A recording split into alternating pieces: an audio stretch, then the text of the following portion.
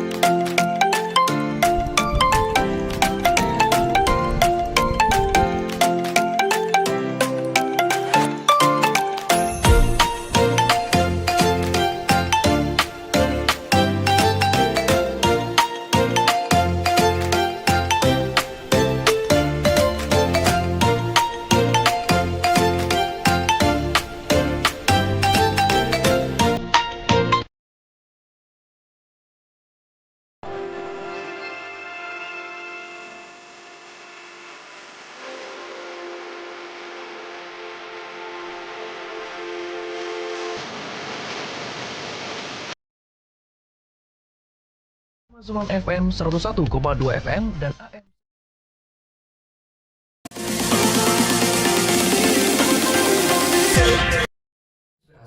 Disiarkan langsung dari Jalan Gajah Mada 144 Singaraja, Bali. Selamat pagi pendengar, senang sekali saya Rizka Desiandra dapat menyapa Anda kembali dalam dialog Hai Bali Ken pagi ini. Tentunya kami akan menghadirkan topik-topik menarik yang akan kita bahas selama 1 jam ke depan bersama dengan narasumber yang hadir di Studio Pro 1 RRI Singaraja. Anda pun bisa ikut beratensi pendengar di 0362246644 serta di WhatsApp 081139999790. Pendengar pagi ini kami akan mengajak Anda untuk berbicara tentang desa dan bagaimana kontribusi desa ini dalam pembangunan di Indonesia. Seperti yang kita tahu, pemerintah saat ini juga tengah fokus untuk membangun Indonesia dari desa dengan berbagai upaya. Salah satunya adalah swasembada pangan, kemudian penguatan sektor ekonomi yang ada di desa. Lantas, apa yang kemudian harus kita lakukan untuk membangun desa-desa yang ada di Kabupaten Buleleng dan di Provinsi Bali, dan catatan-catatan apa yang perlu kita waspadai dan perlu kita garis bawahi untuk bisa membangun desa lebih maju lagi dan menuju Indonesia emas di masa yang akan datang. Kami sudah bersama dengan kedua narasumber kita yang hadir di Pro 1 RRI Singaraja, dan kita nanti akan membahas terkait dengan desa ini bersama dengan Kepala Desa Tukat Mungge, Kadek Surya Darmawan SPDMM. Om Swastiastu Bapak, selamat pagi. Om Swastiastu, selamat pagi Bu. Terima kasih sudah hadir sebelumnya ya di RRI Singaraja di pagi hari ini. Dan nanti kita juga akan membahas lebih jauh terkait dengan pembangunan desa dan juga bagaimana kontribusinya untuk membangun Indonesia bersama dengan akademisi dan juga Wakil Dekan 3 Fakultas Ekonomi Universitas Pendidikan Ganesha, Bapak Dr. Inengah Suarmanayase SEMSY. Om Swastiastu Bapak. Om Swastiastu, selamat pagi Dek Rizka dan pendengar RRI Pro 1 Singaraja. Nggih. Terima kasih sebelumnya sudah hadir. Saya yakin sekali Pak Wakil Dekan ini luar biasa kesibukannya begitu ya, tapi menyempatkan diri untuk menyapa pendengar RRI dimanapun berada. Anda pun nanti bisa menyampaikan aspirasi Anda terkait dengan pembangunan desa di Kabupaten Buleleng dan di Indonesia melalui telepon kita di 0362246444 serta di WhatsApp di 0813999790. Sebelum saya ke Pak Arman, saya mau ke Pak Surya Darmawan dulu sebagai perbekal dan juga kepala desa Tukat Munggo yang sangat tahu bagaimana nih pergerakan di desa dan upaya-upaya apa yang sedang dilakukan untuk membangun desa, terutama untuk di Kabupaten Buleleng. Pak Surya nih, apa yang sekarang sedang menjadi prioritas utama untuk membangun desa agar berkontribusi untuk pembangunan nasional? Silakan Pak Surya. Baik, terima kasih Mbak Rizka dan penonton RRI yang berbahagia. Jadi yang menjadi prioritas tentunya kita sesuai dengan peraturan perundang-undangan, dalam hal ini sudah dipatok dari pemerintah pusat bahwasanya 20% untuk ketahanan pangan. Jadi sangat sedang digencarkan ketahanan pangan ini di setiap desa. Jadi desa di Indonesia dari 83.000 desa yang ada di Indonesia. Jadi seluruh desa harus mematuhi peraturan itu. Dan yang kedua, fokus kami di desa adalah bagaimana peningkatan BUMDes, badan usaha milik desa. Mungkin itu Mbak Sisa. Oke, baik. Ada beberapa catatan bagaimana untuk bisa meningkatkan desa dengan 20% anggaran untuk ketahanan pangan begitu ya Pak Surya ya, dan ada juga untuk peningkatan BUMDes. Dan ini menarik kalau kita berbicara tentang desa karena memang masyarakat kita terutama di Kabupaten Buleleng ya Pak Arman ya, ini masih banyak yang lokusnya adalah di desa begitu kan. Kemudian mereka keluar daerah untuk mencari sesuatu yang bisa untuk membangun desa. Ada sebagian yang kembali ke desa, ada yang tidak kembali ke desa. Pak Arman, apa yang kemudian menjadi catatan terkait dengan pembangunan desa saat ini dan refleksi daripada tahun-tahun sebelumnya mungkin yang bisa menjadi catatan kita untuk membangun desa untuk Indonesia? Silakan Pak Arman. Baik Mbak Rizka, sebelum menjawab pertanyaan itu saya ingin menyampaikan bahwa desa semenjak kepemimpinan Pak Jokowi benar-benar sangat diperhatikan. Gitu. Terbukti bahwa ada Kementerian Desa. Sebelumnya tidak ada nomenklatur Kementerian Desa. Itu yang pertama. Berikutnya juga pada saat zaman Jokowi ada namanya Nawacita, ada 9 prioritas dan nomor 3 itulah membangun Indonesia dari desa. Dan hari ini pun di pemerintahan Prabowo juga tetap ada Kementerian Desa. Yang notabene ada beberapa kementerian yang bisa dipecah dan sebagainya, tapi Kementerian Desa tetap dipertahankan. Artinya apa? Pak Prabowo memang memandang bahwa desa itu menjadi prioritas. Berikutnya juga di asta citanya Pak Prabowo yang nomor 6 juga menempatkan membangun Indonesia dari desa. Artinya apa? Negara itu sangat memperhatikan desa, ini sangat penting. Artinya negara hadir di desa.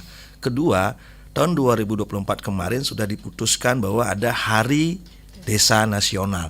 Ini baru pertama kali bahwa negara benar-benar hadir memberikan penghargaan yang sebesar-besarnya kepada desa, dan ini harus disambut dengan baik. Nah, kaitannya dengan Kementerian Desa dan sebagainya, Kelepak Mekal tadi yang langsung praktis di bawah pasti sudah banyak sekali yang dilakukan. Misalnya ada peraturan dan sebagainya, dan ada padat karya dan sebagainya. Apapun yang dilakukan di desa itu poinnya adalah menjawab permasalahan dasar di desa itu aja. Apa itu? Kemiskinan. Kedua apa? Ya kebodohan. Yang ketiga apa? Ketertinggalan, kan gitu. Dan harapannya bisa juga menjawab urbanisasi. Karena potensi-potensi SDM yang terbaik di desa itu akan pergi meninggalkan desa. Terbukti Pak Surya Darmawan, beliau tamatan S2. Kalau kita melihat secara umum orang-orang yang S2 pasti akan pergi ke kota karena di kota menjanjikan harapan. Tapi terbukti dengan perhatian negara kepada desa begitu besar, Pak Surya Darmawan mau mengabdikan dirinya di desa. Ini kan luar biasa, dan banyak sekali sekarang anak-anak muda yang sudah S2 yang mau menjadi kepala desa. Ini kan sangat luar biasa. Kalau negara tidak memberikan perhatian yang begitu luas kepada desa, dipastikan anak muda tidak tahu kepala desanya. Anak muda hanya tahu kepala desa ketika membuat KTP. Hanya itu. Tapi hari ini sudah banyak anak muda yang menjadi kepala desa, jadi pengurus BUM desa. Artinya apa? Harapan desa menjadi lebih baik itu sudah terbuka lebar. Sehingga kita mengajak anak-anak muda untuk kembali lagi bahwa desa itu adalah yang disampaikan oleh Pak Menteri lah masa depan Indonesia gitu. Tapi kenapa banyak anak muda tidak menemukan masa depannya di desa? Itu kembali lagi kepada diri yang bersangkutan. Seperti kalau saya tanya Pak Surya Darmawan, pasti sangat susah menemukan anak muda yang mau bersungguh-sungguh membangun desa. Itu. Sulit, Pak. Itu permasalahan mendasar. Makanya di setiap apapun kita bicara desa pasti lemahnya sumber daya manusia. Nah, pertanyaan kritisnya, sumber daya manusia yang ada di kota sumbernya dari mana? Dari desa. Nah, pertanyaan berikutnya, kenapa orang-orang yang berkualitas tidak mau tinggal di desa? Karena infrastrukturnya belum mendukung. Nah, untuk menterjadikan infrastruktur itu dibutuhkan orang-orang yang memiliki effort yang luar biasa. Karena di desa itu tantangannya luar biasa. Kan begitu. Sehingga tantangannya apa? Mindset gitu. Sama seperti kalau tadi saya bercerita dengan Pak Surya Darmawan, anak muda lebih nikmat menjadi pegawai kontrak di Pemda ketimbang menjadi pegawai atau kaur di desa atau menjadi pegawai BUMDes. Kenapa? Karena komunitas atau gengsi komunitas di pegawai Pemda relatif lebih bagus, brandnya lebih bagus. Tetapi dari segi penghasilan dan jangka panjang belum tentu lebih bagus. Nah, tapi inilah perlu penyadaran. Tetapi secara umum yang ingin saya sampaikan bahwa desa relatif sudah mulai dipandang oleh anak muda, begitu. Dan saya ingat sekali Mbak Rizka, ketika sekarang di SD coba buat pemandangan, pasti jawabannya masih membuat pemandangan alam. Ada dua gunung, ada jalan. Itu hanya di desa yang ditemukan. Dan sekali lagi di Jakarta di Kompas saya baca ada tren slow living gitu kan. Banyak orang-orang kota yang ingin sekarang tinggal di desa. Kenapa? Karena suasana desa dirindukan, damai, guyup dan sebagainya. Tetapi orang-orang desanya yang kadang-kadang tidak welcome dengan orang kota. Orang kota ingin suasana desa, tetapi orang-orang desanya yang relatif belum bisa berbaur dengan orang kota. Nah, ini juga tantangan sendiri. Pak Surya Darmawan selaku kepala desa juga harus membuka diri bahwa sebenarnya banyak orang-orang desa yang sudah tinggal di kota sebenarnya ingin membangun desanya, tetapi karena komunikasi dan memang harus kepala desa yang harus mendahului berbicara. Nah, sehingga itu harapan saya sekali lagi, karena sejatinya dengan 83.000 desa, kalau kita jujur asal muasal kita lah semua dari desa gitu. Mbak Rizka, saya kan dari desa kan gitu, tapi sekarang tinggal di kota, tapi tidak boleh melupakannya. Sekali lagi yang saya sampaikan bahwa wajah desa hari ini sudah memberikan harapan bahwa Indonesia emas itu akan terwujud manakala Indonesia tidak melupakan desanya. Gitu. Baik, ini ada yang menarik Pak Arman ya terkait dengan bagaimana membangun desa, kemudian kenapa orang-orang tidak mau ke desa karena infrastrukturnya belum mendukung. Tapi nanti ditahan dulu. Saya mau ke Pak Surya kembali. Pak Surya, kalau tadi dikatakan oleh Pak Arman memang banyak anak-anak muda yang tidak mau ke desa. Bagaimana dengan di desa Bapak? Sekarang desa karena sudah diperhatikan, Pak, ini menjadi banyak peminatnya, Pak. Bahkan ada perekrutan kaur sekarang ini. Bahkan semua lulusan sarjana ingin ikut berkecimpung dalam pemilihan perekrutan kaur. Karena apa? Di desa sekarang sudah diperhatikan, Pak. Jadi tidak seperti dulu, kadang dahulu gaji 6 bulan belum cair. Tapi sekarang setiap bulan di bulan Januari di awal pun bisa dicairkan, Pak. Jadi tidak ada lagi keterlambatan terkait gaji. Dan kemudian terkait penghasilan itu PAD tentunya berpengaruh kepada kinerja. Tunjangan kinerja itu masing-masing desa berbeda-beda. Karena tergantung PAD yang ada di desa tersebut. Tergantung PAD, kemudian sumbangan pihak ketiga, masing-masing desa berbeda semua. Apalagi di daerah Badung, kita kira dari 33 juta gaji per bekal sampai 50 juta itu berpengaruh kepada penghasilan staf. Karena sekian persen dari penghasilan per bekal. Sekdesnya, kemudian kaurnya itu berpengaruh semua. Sehingga desa ini diharapkan mandiri dalam pengelolaan tata kepemerintahan. Kalau tidak mandiri ya siap-siap saja desa itu pasti akan ditinggalkan. Oke, baik, berarti memang utamanya adalah kemandirian dari desa ini sendiri begitu ya. Makanya ini berpengaruh kepada BUMDes. Ketahanan pangan juga berpengaruh ke BUMDes. Semuanya berpengaruh nih. Baik.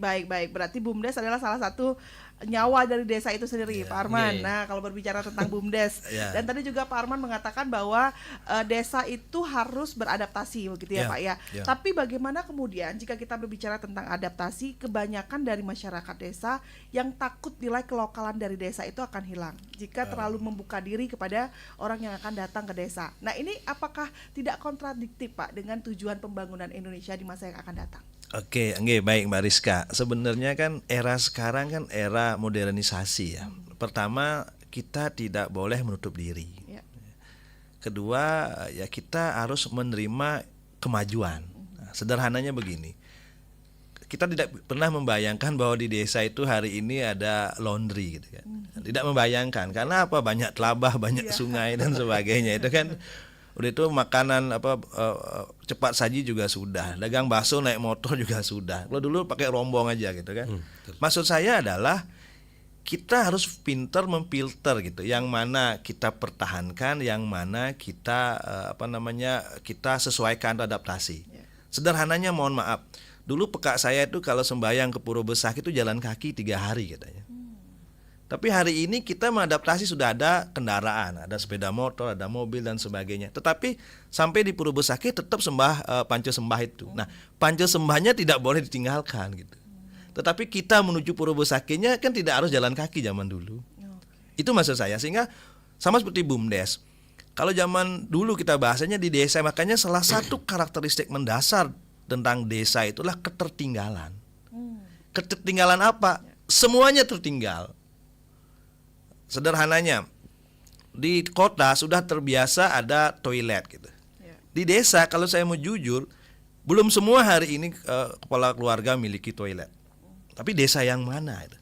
Sehingga kalau saya baca bukunya Chamber tahun 87 itu kan pembangunan desa mulai dari belakang itu, pejabat-pejabat dari Jakarta itu kan pergi ke desa yang desanya sudah mapan, sehingga dilaporkan ke Jakarta desanya aman.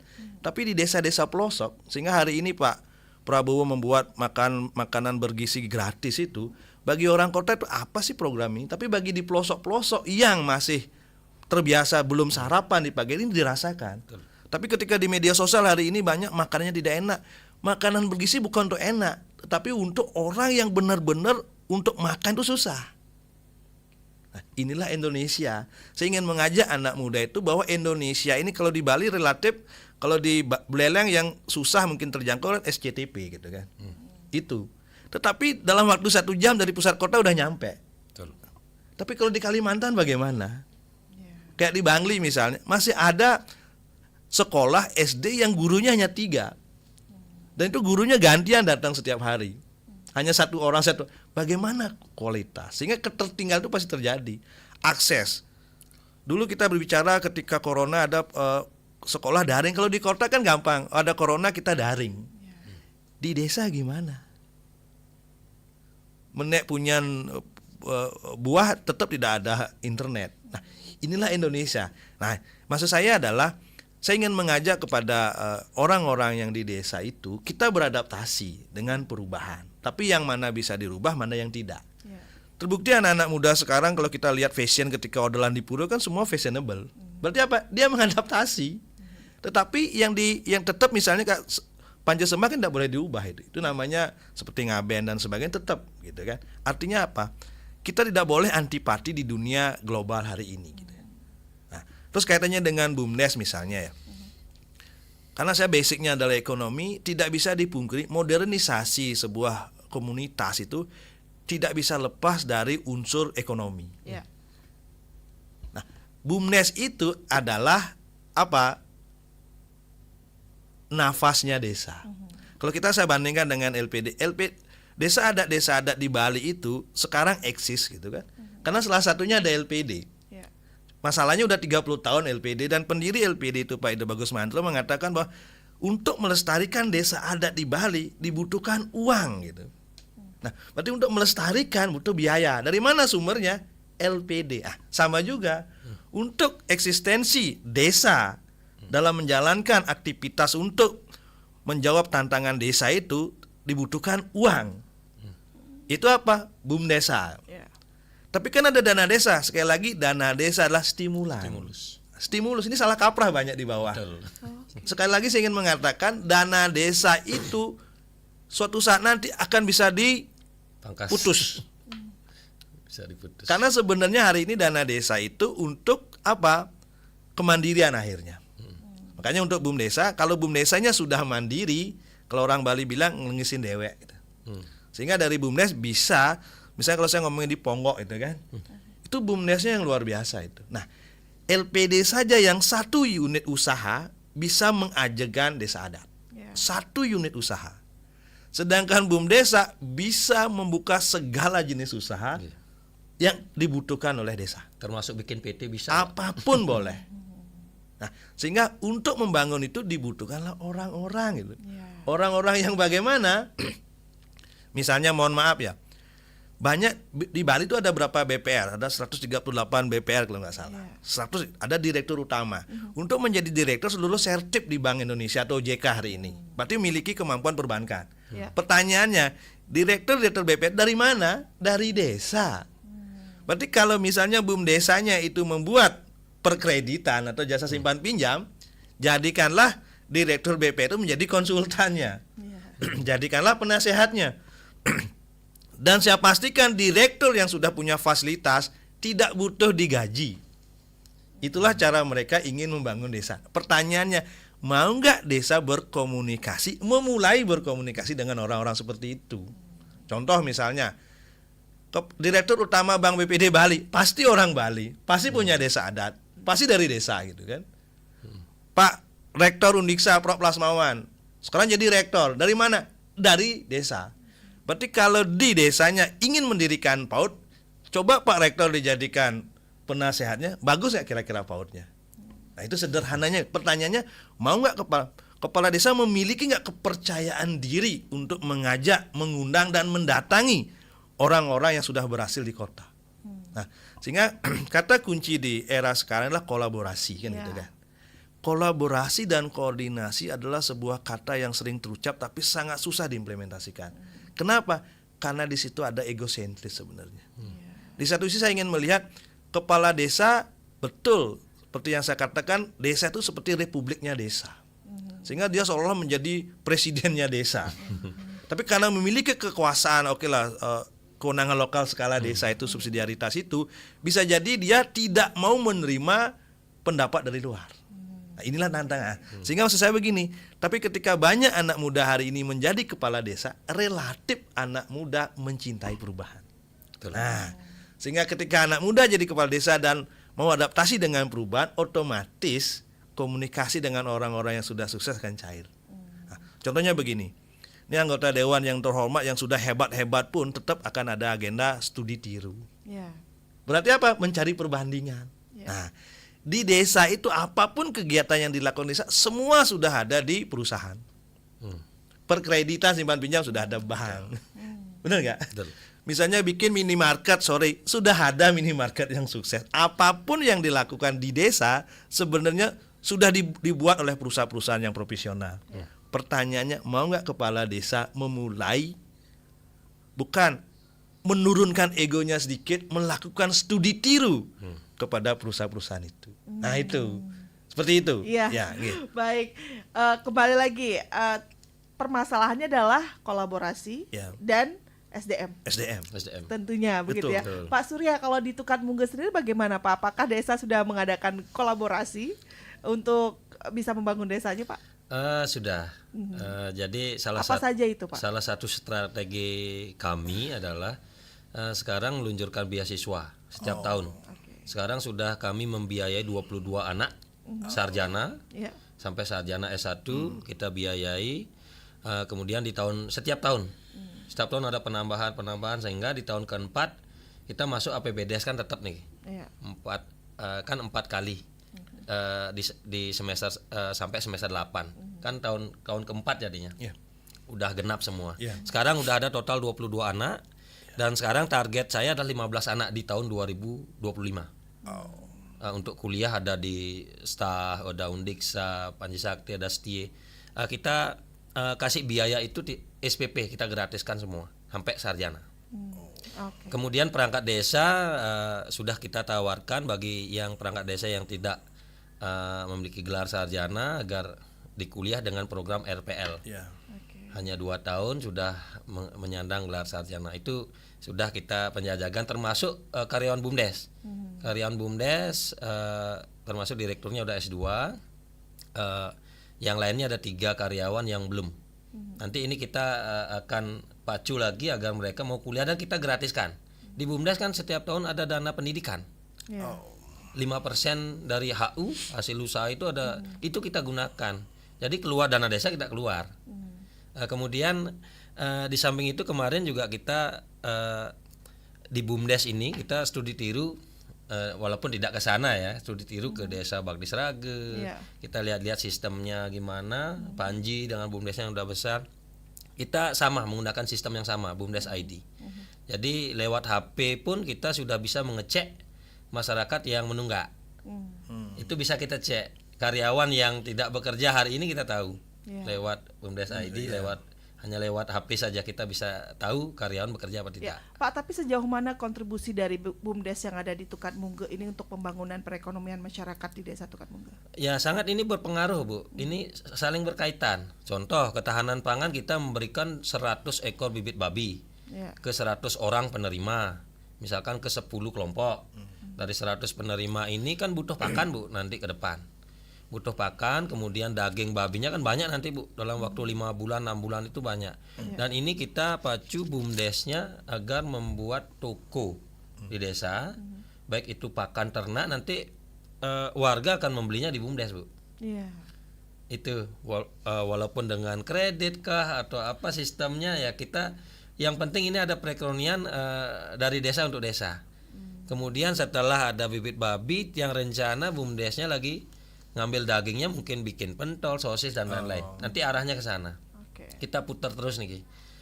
Jadi desa tetap mensupport BUMDes, dan BUMDes pun setiap akhir tahun sekarang dengan peningkatan hampir 90% HU Bu. Hasil usaha, dan hasil usaha ini pun 35% masuk ke desa Bu, ke rekening desa. Menjadi PAD. Itu bayangkan kalau PAD-nya 1 miliar Bu. Kan kita enggak 1 miliar ke atas kan tidak, bukannya tidak butuh ya dana desa itu. Nanti dulu lah. Baik. Kan gitu Bu, nanti ke depannya sama kayak desa-desa yang sudah maju. Kalau nggak salah Desa Tajun dulu ya yang terbaik di Indonesia. Jadi dana desa dianggap kecil karena dana ini besar. Iya, oke. Dengan modal 10 juta loh Bu, BUMDes Tajun waktu itu. Dan kita pun siap bersaing Desa Tukat Mungge. Walaupun kita tidak dapat gerbang sadu dengan nilai 1 miliar itu, dengan modal hanya 70 juta kita sekarang sudah mampu memberikan PAD ke desa. Oke, baik. Ini menarik. Kita undang pendengar Pak Arman dan juga Pak Surya. Untuk pendengar yang ingin bergabung, ingin menyampaikan aspirasi Anda juga terkait dengan pembangunan desa, kami undang atensi Anda di 0362 24644 serta di 081 1399 9790, dan juga Anda bisa menyematkan komentar Anda pendengar di via live YouTube RRI Singaraja Official.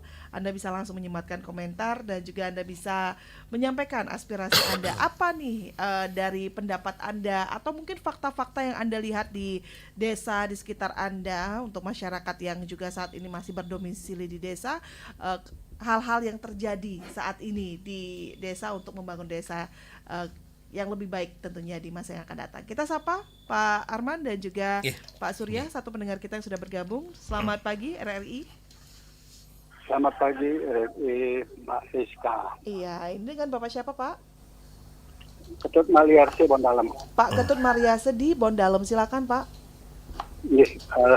Yang terhormat Bapak narasumber, Bapak Tukat Mungge dan Bapak Doktor. Selamat pagi Pak. Pagi Om Swastiastu. Om Swastiastu. Selamat pagi Pak.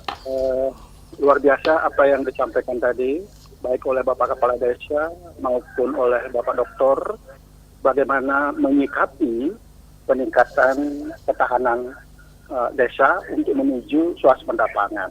Luar biasa.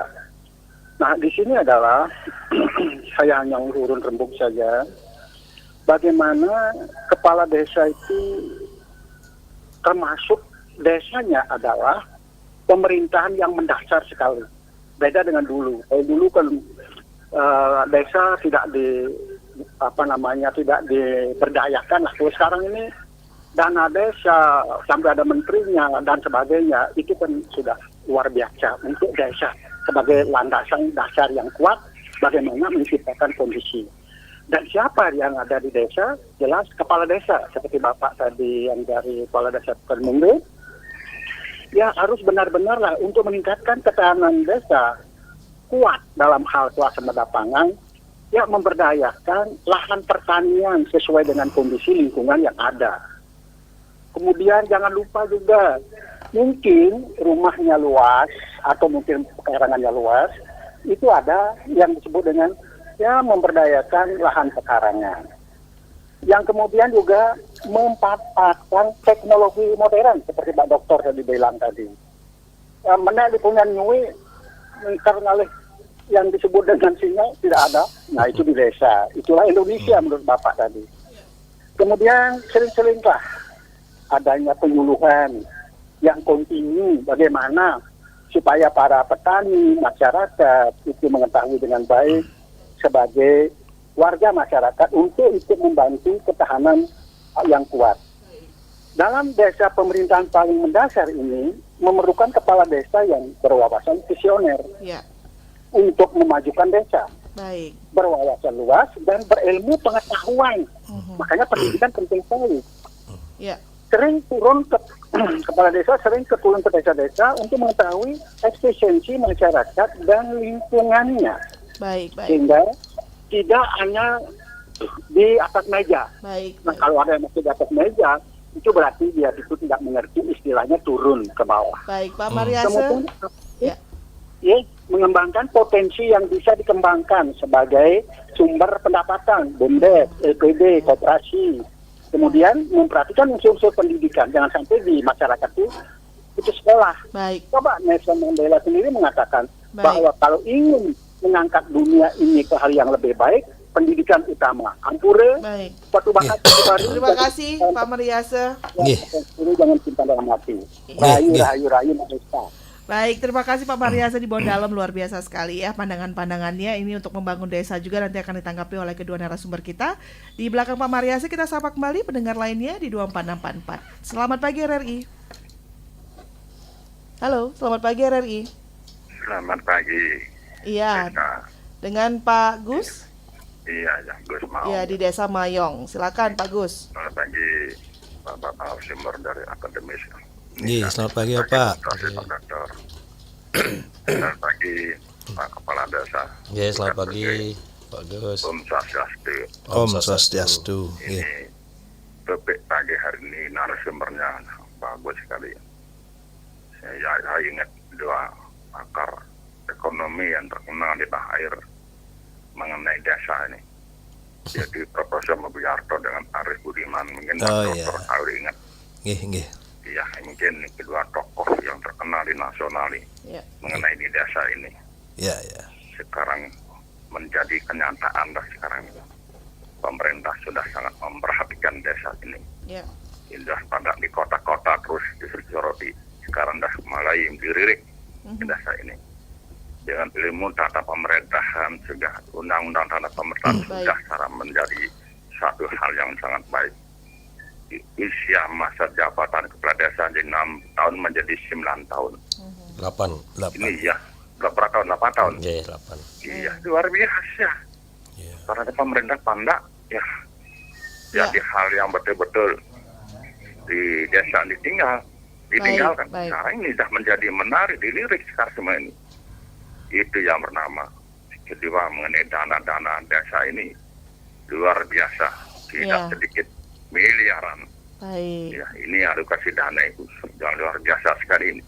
Dengan ada bangunan BUMDes sekarang ini, termasuk dengan segala kegiatan-kegiatan ini.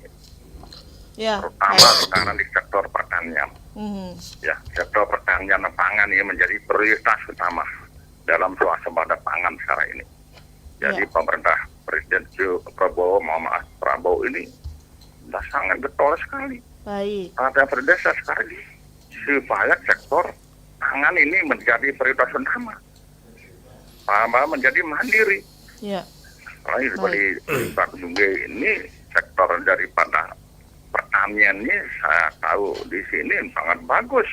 Apalagi dekat dengan pantai, pariwisata, kolaborasi Ya, ini. baik Pak Gus. Ini saya harapkan mudah-mudahan ya supaya desa-desa yang ada di Buleleng ini, apalagi Dahajun, Baik Pak Gus. desa yang paling terkalir yaitu hasil Baik. cuma itu menjadi nomor 1 di Indonesia. Mudah-mudahan tukar menjadi Baik. menjadi nomor 1 di Hasil Indonesia. karung, Pak. Sama perjuangan. Gus. Om Santi, Santi, Iya. Om Oke, Rahayu. Om Terima Santi, kasih Santi, Pak Gus Santi. Maung ya sudah ikut beratensi juga di 24644. Satu orang penelpon terakhir untuk sesi kali ini. Untuk Anda yang akan bergabung, kami nantikan untuk atensi Anda di 24644 di via telepon Pro 1 RRI Singaraja. Selamat pagi RRI. Om, Swastiastu. Om Semoga Swastiastu. RI tetap jadi juara. Saya tidak mau berpidato lagi ya. Saya singkat padat lah. Ya, Siap. nanti kan Ya.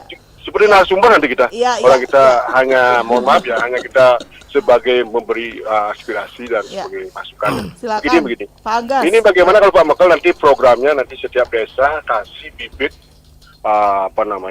warga di sana kasih bibit untuk durian tuh misalnya. Nanam di pekarangan masing-masing 2 atau 3 sehingga untuk meningkatkan juga pendapatan mereka. Nah, ini saran ke depan ya. Mudah-mudahan nanti bisa berapa berapa durian yang harus dikeluarkan. Nanti kan kita bagi hasil dengan desa bagi hasil dengan pemilik lahan itu. Di pekarangan rumahnya maksudnya kan ditanami gitu. Pada togel uangnya dipakai itu warga. Kan mendingan pakai tanam durian dulu kasih Ya. bibit dari desa. Baik. Itu yang pertama. Yang kedua, saya berharap juga pada pemerintah ini ya, biar nanti kepala desa ini ditunjuk langsung oleh pemerintah. Mungkin ngelamarnya di BMD.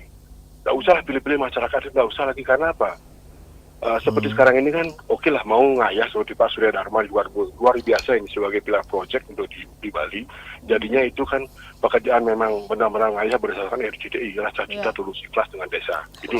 Tetapi yang lebih terpenting ini adalah nanti mudah-mudahan nanti itu ditunjuk langsung oleh BMD sehingga nanti biar ada pengawasan yang dari pemerintah. Karena pemerintah juga dibaikan biar mudah cek sama inspektorat gitu. Kalau sekarang kan enggak. Ini kan kadang-kadang mohon maaf ya, kepala desa ini kan tidak mengerti regulasi yang mohon maaf hukumnya ya. Tetapi ketika nanti dia menjabat, dia akan memaparkan jabatannya untuk mendulang suara untuk alegai gitu. Banyak di lapangan seperti itu. Nah, kenapa saya disuruh nunjuk? Karena pasti akan berhasil. Buktinya PJ Bupati seluruh Indonesia kemarin berhasil. Tidak 2 tahun berhasil pemerintahnya. Ada nggak dia berhasil? Ini maksud saya nanti ke pemerintahan desa akan ditunjuk langsung oleh pemerintah kabupaten dan provinsi. Mudah-mudahan bisa terlaksana. Sekarang terima kasih. Pak Om Anggas, Santi, terima Santi, kasih. Om. Santi, Om. Luar Ih, biasa sekali pendengar kita ini sangat antusias dengan topik kita di pagi hari ini ya terkait dengan pembangunan desa untuk Indonesia. Tapi sebelum ditanggapi Pak Arman dan juga Pak Surya, kita akan rehat sejenak dulu dengan jeda berikut ini. Tetaplah bersama kami di Dialog Hai Balik Ken. 97,9 FM 101.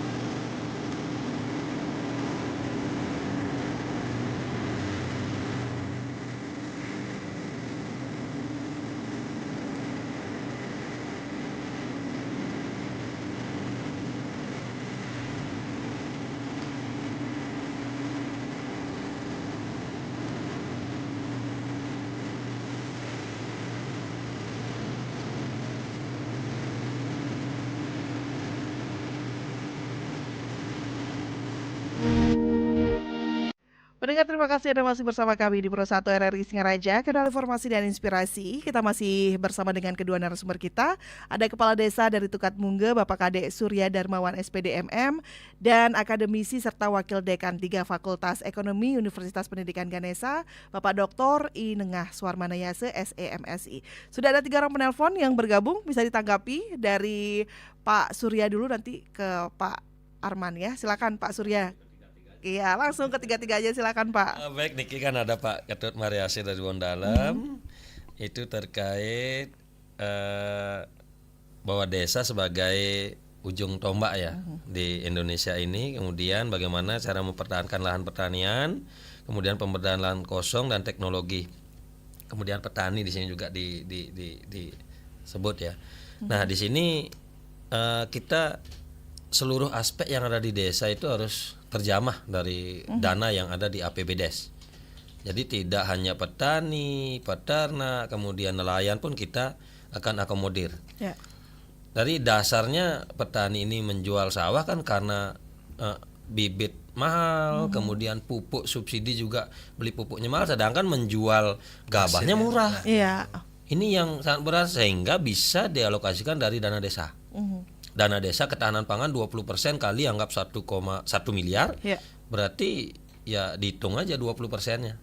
Itu 200 juta. Iya. Sehingga kami di Desa Tukan Mungge untuk para petani kita kasih traktor gratis. Itu ada 3 subak sawah yang kita kasih 3 traktor. Kemudian nelayan kita kasih 2 jukung sama mesin. Itu nilainya sampai 150 juta. Ya. Boleh ditanya dari nelayan, kami punya 2 kelompok nelayan. Jadi kita kasih itu gratis, dan ke depan kita mungkin arahkan ke bibit gratis. Ke depannya nih, ke bibit gratis akan kita alokasikan sehingga petani tidak lagi membeli bibit tersebut. Ya. Dari Tukan Mungge misalnya 60 hektar ya kali aja 60 hektar kali sekian bibitnya kali sekian kilo ya udah uangnya berapa, 20 juta gitu misalnya sekali bibit.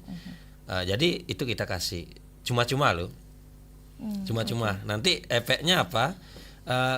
Tiang berpikir begini, Desa Tukan Mungge memiliki 60 hektar sawah, Bu. Iya. Dan hasil padinya ini lumayan ketika kita makan langsung, enak sekali, Pak. Baik. Dan ini dibawa ke Sudaji menjadi beras Sudaji. Dibawa ke Jawa menjadi beras Osing.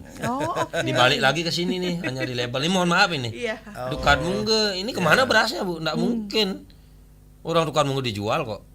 Habis datangnya nggak ada beras Tukan Mungge, nggak ada. Ini akan kita bikin brand. Iya. Ke depannya, walaupun hanya sekup kecil dulu di desa, dan tiang sendiri menikmati beras itu bagus sekali.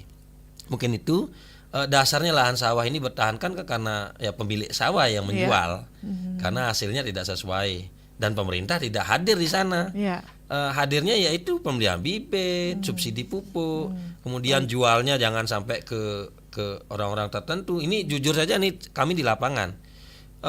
1 bulan mau menjelang panen pun sudah disodori uang, Bu. Iya. Oleh pengepul nih. Ya. Bu banget kredit nih, Bu. Iya. Udah dikasih kredit sehingga nanti harganya lebih murah. Ini yang penyebabnya pemerintah tidak hadir di sana. Iya. Kemudian pendidikan juga kita intens ya. Jika ada anak yang putus sekolah kita gratiskan. Iya. Kita akan bawa ke PKBM, bawa ke SKB, kita yang bayar. Kalau ada di Tukan Mungge. Termasuk pakaian sekolahnya kita akomodir. Bahkan kami untuk anak-anak SMP dan SMA yang sekolah di Tukan Mungge, ada SMP SMA sana, Bu. Kita hampir 25 anak kita kasih beasiswa. Iya. Tapi khusus KTP Tukan Mungge, tidak boleh luar. Kemudian ini dari sektor pertanian juga Pak Gus Mayong, ketahanan pangan karena dekat pantai. Saya tertarik ini hampir 1 kilo ya. Iya. Ini lahannya agak gersang, tapi kiri kanan sawah. Dan ini rencana kita pakai jogging track.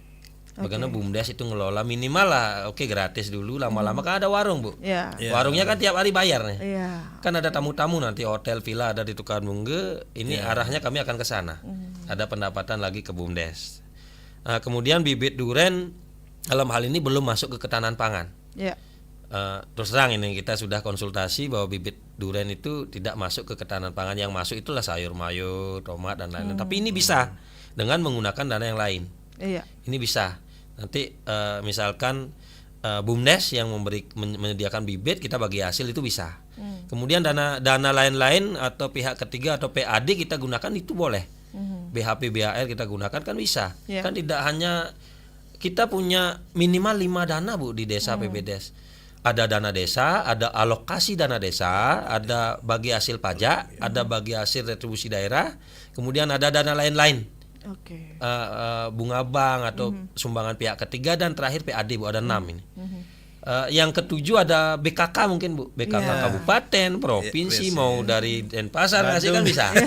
Kemarin dia semua udah dapat dari BKK Badung Pak Giri Praste. Baik. Dapat 1 miliar per desa itu lumayan. Oke. Ya. Baik. Terima kasih Pak Surya. Tanggapannya ke Pak Arman. Pak Arman, bagaimana nih dengan catatan-catatan dari pendengar? Apa yang memang menjadi masukan dan atensi dari Pak Arman sendiri? Silakan. Oke, nggih, baik, terima kasih Mbak Rizka. Nah, dari Pak Ketut di Benalam ada Pak Agus dan Pak Anggas. Poinnya kan para penelpon tadi memberikan dukungan dan merasakan sudah ada gaung bahwa desa hari ini sudah mulai diperhatikan. Artinya bapak-bapak sudah merasakan bahwa desa bergeliat gitu ya. Desa bergerak, desa menjadi harapan baru gitu ya. Tetapi terlepas tadi seperti Pak Surya concern dengan beasiswa gitu ya. Saya sederhana sekali ya. Di desa itu tidak perlu teori yang tinggi-tinggi sebenarnya gitu ya. Karena saya di kampus dan saya pernah bekerja di industri itu ya. Birokrasi kita kan terlalu rigid ya. Kita nyari sama seperti dulu ketika nyari akte perkawinan susah gitu. Sehingga orang-orang tidak mau membuat akte perkawinan. Sehingga hari ini mindsetnya adalah ya Dukcapil yang ketika nikah kasih akte perkawinan selesai. Itu kan alogati gitu loh. Apa sih kehewannya dulu waktu saya buatnya akte perkawinan diajar supaya mangkunya ke kantor. Siapa yang mau kan gitu ya. Dan pertanyaannya apakah semua orang merasakan penting akte perkawinan? Kan tidak. Iya. Tapi Dukcapil kan berapa ada akte perkawinan itu menjadi indikator keberhasilan. Nah itu maksudnya. Sehingga bahasa jemput bola itu kan harus dilakukan. Dan di desa itu tidak perlu teori yang tinggi-tinggi. Contoh misalnya Pak Surya Dharma kan mengenal warganya kan tidak sebatas KTP. Dia itu putus sekolah gitu. Oh, dari di atas meja udah bisa kita katakan dia pasti miskin karena bapaknya siapa, dadongnya dari mana, pekerjaan. Gak perlu analisa sampai 2 hari 3 hari menunggu hari Minggu. Oh dia apa yang dibutuhkan? Baju aja kudo sih, baju seragam itu. Paling 500.000. Mohon maaf, 500.000 dipakai selama berapa tahun itu? Lama. Alogati itu. Nah kembali lagi kayak tadi kan saya dengar tahun 2024 ada 22 mahasiswa gitu ya, beasiswa di apa namanya? Udah 3 tamat sarjana. Udah 3. Kita tidak perlu berdebat lagi bahwa tadi saya di awal mengatakan SDM gitu. Sama seperti Jepang, kita selalu mengatakan kenapa Jepang negara maju, padahal dulu pernah dibom, Indonesia nggak pernah dibom. Kenapa? Karena kaisarnya kan berapa guru yang masih tersisa gitu. Kan gitu pertanyaannya. Betul. Sehingga SDM itu menjadi kunci, bukan diwacana tapi dilakukan. Sama seperti Pak Surya, SDM itu penting dan pasti dirasakan itu. Tetapi SDM tidak bisa hari ini kita bicara, besok hasilnya itu investasi. Sehingga sekarang disekolahkan. Banyak orang desa ingin sekolah tapi nggak punya uang. Betul, banyak Pak. Negara lah hadir lewat Pemdes gitu, pemerintahan desa. Caranya apa? Di Beleleng ada kampus Tahap Kultura, ada Undiksa dan sebagainya. Kepala desa lah yang kembali lagi bahasa saya tadi mau merendahkan egonya, mendatangi institusi untuk berkolaborasi. Nah, pertanyaannya adalah kenapa Pak Surya mau melakukan itu? Karena Pak Surya seorang S2. Pernah mengenyam, merasakan nikmatnya menjadi seorang mahasiswa. Tetapi jika Pak Kepala Desa tidak pernah merasakan nikmatnya dunia kampus, bagaimana dia menceritakan kenikmatan itu pada anak muda? Nah kan begitu. Sehingga sekali lagi yang saya katakan, ke depan dibutuhkan banyak anak muda yang terjun ke desa, membangun BUM desanya, menjadi kepala desanya, menjadi kaurnya. Dan sekali lagi kepada kepala desa, jangan tiba-tiba ujug-ujug menjadi anggota dewan dulu gitu. Karena kecenderungan tidak salah, tapi jangan ujug-ujug. Sehingga biar tidak kepercayaan masyarakat yang sudah mulai percaya dengan desa, tiba-tiba langsung redup lagi. Karena menemukan trust itu kan susah. Salah satu modal sosial itu kan trust gitu ya. Tetapi sekali lagi desa hari ini sudah. Tapi begini Pak Surya, mungkin karena baru tahun 2025 pertama kali merayakan Hari Desa Nasional itu kan, tapi gaungnya belum ada sebenarnya. Benar ya Pak Surya ya? Ini mohon maaf ini. Belum. Sehingga tahun depan saya berharap tolong nanti buatlah semacam mungkin penyor Pancasila atau apalah. mohon maaf sekali lagi saya tidak tahu tentang odalan, tapi ketika kita ngentek linggih itu di sebuah desa adat, itu akan ada penjor yang bawa yang putih sama yang kuning. Tujuannya untuk memeriahkan. Sehingga orang kan tahu ini ada ngentek linggih. Ketika hari desa belum ada. Bukan saya ngomongin penjor, tapi apa yang mencirikan bahwa hari ini apa sih? Oh, hari desa. Sehingga orang desa akan naik derajatnya. Jangankan itu, Pak Arman. Jadi setiap desa pun di Buleleng nggak tahu ulang tahunnya kapan. Oke. Nah kan begitu. Iya, Sehingga, betul, ya. sehingga nanti 15 Januari tahun 2026 minimal di Tukan Munggo tolong semarakan itu. Kan begitu. Terus pertanyaan kritisnya kan selalu begini, uangnya dari mana Pak Arman? Itulah kreativitas. Todong CSR. Betul. Jadi kita di desa ini intens, Pak. Ya. Jadi orang kira ini jujur, Mbak. Ini kemarin ada DPR yang mempertanyakan, termasuk dari dinas ya. Ini Pak Kades kenapa kok jalan kabupaten diperbaiki? Termasuk ada taman-taman. Dan ini kita tidak menggunakan dana APBDes. Ini menggunakan dana swadaya pihak ketiga dan CSR, Pak. Oke. Ini. Jadi kenapa jalan kabupaten kita benerin walaupun bukan kewenangan kita. Dari baru bangun Bu sampai malam hari kita lewat sana. Iya benar. Tidak mungkin dari kabupaten itu memperbaiki itu. Iya. Kan dananya terbatas juga dari kabupaten kita lah. Dari desa memelihara itu kan dari desa itu jalan walaupun jalan kabupaten, kewenangan kabupaten kan kita bisa memperbaiki itu dengan dana tidak APBDes. Dana sosial dana CSR atau sumbangan pihak ketiga itu kita perbaiki. Baik. Luar biasa. Kemudian tidak hanya di dunia pendidikan dan ketahanan pangan, Pak ya. Ini saya kritik juga di dunia kesehatan, Pak. Sedangkan masyarakat miskin yang tidak bisa bawa motor nih, sakit kan butuh ambulan nih, Mbak. Jarak ambulan dari kota ke desa itu kalau nggak salah hampir 600 ribuan loh. Kan kasihan loh masyarakat kita. Sehingga kami dari pemerintah desa ini sudah berhasil ya mendatangkan ambulan ya di desa. Menyediakan ambulan. Itu gratis untuk masyarakat desa. Jadi antar jemput, jadi sopirnya kita bayar. Jadi bensinnya ya dengan perbaikan mobil ya kita dari APBDes. Baik. Kan gratis masyarakat. Nggak perlu bayar 600 ribu, Mbak. Sangat bermanfaat dan ini salah satu indikator pembangunan desa juga ya Pak Arman ya. Baik, terima kasih Pak Surya dan juga terima kasih untuk pendengar. Ini tampaknya masih banyak sekali pendengar yang ingin bergabung begitu ya di via WhatsApp. Ini terima kasih banyak. Ada Pak Narte. Terima kasih. Mohon maaf sebelumnya tidak bisa kita bacakan semuanya untuk pesan-pesannya begitu ya. Semoga nanti lain kali beliau-beliau ini berkenan untuk hadir kembali di RRI berbicara tentang desa ya Pak Arman dan juga Pak Surya. Ini satu hal ketinggal nih terkait perekrutan pegawai untuk ditunjuk dari dinas. Ini tadi Pak Anggas ya.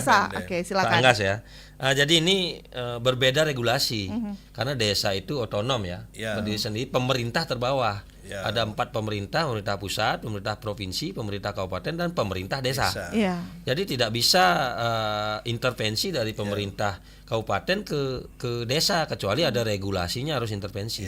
Mungkin itu Mbak, terima kasih. Iya, baik. Tampaknya memang masih belum bisa begitu ya. Tapi kalau memang yang dipilih ada yang terbaik tidak menjadi masalah ya Pak saya Arman sarankan dari kepala desa ya pilih yang terbaik dengan memiliki kemampuan komitmen untuk membangun desa itu saja. Baik. Terima kasih. Dan kita akan ucapkan terima kasih dulu sebelumnya Pak karena waktu kita hampir mendekati pukul 10. Ada Agus di YouTube juga sudah memberikan komentar. Terima kasih banyak. Ada Vina, kemudian juga ada Mulyawati. Terima kasih untuk supportnya begitu ya. Andaikan seluruh perbekal berpikir maju dan bekerja keras, tulus ikhlas memajukan desa, majulah pasti Indonesia kita. Baik, terima kasih. Kemudian juga ada Pak Narte, mohon maaf sekali Pak Narte ya. Nanti kita akan buka lagi untuk sesi lainnya dalam dialog Hai Balik Ken.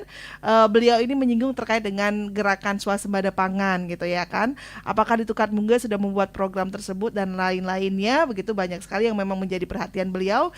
Nanti kita akan atur waktu kembali ya Pak Narte. Terima kasih untuk atensi Pak Narte yang luar biasa sekali begitu ya. Dan tidak terasa waktu kita mendekati pukul 10. Sebelum kita pamit, kita akan dengarkan dulu pernyataan penutup, closing statement dari kedua narasumber kita. Dari Pak Surya, silakan bisa memberikan closing statement terlebih dahulu Pak. Kalau saya intinya begini, untuk menangkap seekor kupu-kupu ya tidak usah kita kerja kupu-kupunya. Jadi perbaiki taman kita dulu, bunga kita biar mekar sehingga kupu-kupu akan datang sendiri. Mungkin itu saja. Terima Luar kasih. biasa. Terima kasih Pak Surya untuk closing statementnya. Pak Arman bisa memberikan closing statement untuk membangun desa dan untuk pembangunan Indonesia kelak. Seperti yang disampaikan oleh Bung Hatta bahwa Indonesia tidak akan bercahaya karena obor besar di Jakarta, tapi Indonesia akan bercahaya karena obor-obor kecil, lilin-lilin kecil di desa gitu. Sehingga untuk menyalakan lilin kecil kita harus bergandengan tangan. Dan siapa yang bisa mempercepat kerasnya lilin itu adalah anak muda. Sehingga anak muda yang bagaimana? Anak muda yang punya komitmen. Siapa anak muda itu? Sarjana. Sehingga adik-adik mahasiswa yang sudah menjadi sarjana, saatnya adik-adik pulang kampung membangun desa. Dan yang kedua, saya menggunakan nomenklatur diaspora desa. Orang yang dari desa tapi sudah lama meninggalkan desanya, marilah pulang untuk membangun desa. Tidak harus pulang fisik, tapi bawalah pulang pikiran-pikiran dan ide-ide bernasnya untuk membangun desa. Iko mantan, sukses semua. Baik, terima kasih Pak Dr. Inengah Suarmanayase SMSI. Untuk bukunya juga terima kasih Bapak untuk bekal saya untuk menulis selanjutnya begitu ya, pembangunan desa berbasis keuangan mikro. Dan juga terima kasih untuk Anda yang sudah mendengarkan saja. Pendengar, nantikan dialog-dialog lainnya bersama dengan narasumber-narasumber lainnya, dan semoga nanti Pak Surya dan juga Pak Arman berkenan untuk hadir kembali ke RRI membahas topik-topik lainnya tentang pembangunan desa. Saya Rizka Desiandra, pendengar, terima kasih untuk atensi Anda. Selepas ini jangan kemana-mana karena kami masih memiliki acara-acara menarik lainnya yang sayang untuk Anda lewatkan. Selamat pagi.